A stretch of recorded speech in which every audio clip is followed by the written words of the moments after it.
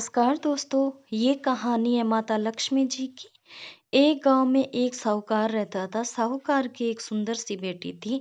वह प्रतिदिन पीपल सींचने जाती थी। पीपल के वृक्ष में लक्ष्मी जी निवास करती थी। पीपल में से लक्ष्मी जी प्रकट होती और चली जाती। एक दिन लक्ष्मी जी ने साहूकार की बेटी से कहा, तू मेरी सहेली बन जा। तब लड़की ने कहा, कल मैं अपने पिता से पूछकर कल बता दूंगी। साहूकार की बेटी ने घर जाकर अपने पिता से सारी बात बता दी। तब उसके पिताजी बोले, वह तो लक्ष्मी जी है, तू लक्ष्मी जी की बात मान ले। अपने को और क्या चाहिए, तू लक्ष्मी जी की सहेली बन जा। दूसरे दिन वह लड़की फिर गई। तब लक्ष्मी जी पीपल के पेड़ से निकल आई और कहा, सहेली बन जा। तो लड़की ने कहा, बन जाऊंगी। लक्ष्मी जी ने सहेली से कहा, सखी तू कल मेरे घर भोजन करने आना। घर आकर लड़की ने माँ पिताजी को कहा कि मेरी सहेली लक्ष्मी जी ने मुझे भोजन का न्योता दिया है। तब लड़की के पिता ने कहा कि सहेली भोज पर जाना, पर घर को संभाल कर जाना। तब वह लक्ष्मी जी के यहाँ भोज पर गई तो लक्ष्मी जी ने उसे शाल ओढ़ने के लिए दिया, रुपये दिए, सोने की चौकी, सोने की थाली में 36 प्रकार का भोजन करा दिया।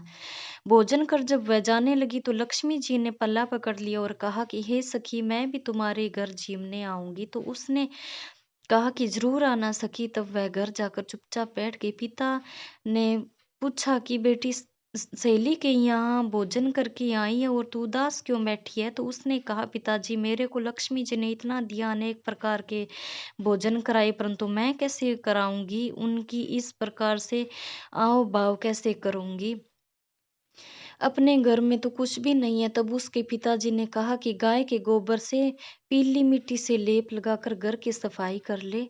4 मुख वाला दिया जलाकर लक्ष्मी जी का नाम लेकर रसोई में बैठ जाना। लड़की पिताजी के कहे अनुसार सफाई करके 4 मुख वाला दीपक जलाकर और हाथ में लड्डू लेकर बैठ गई। उसी समय उस नगर की रानी नहा रही थी।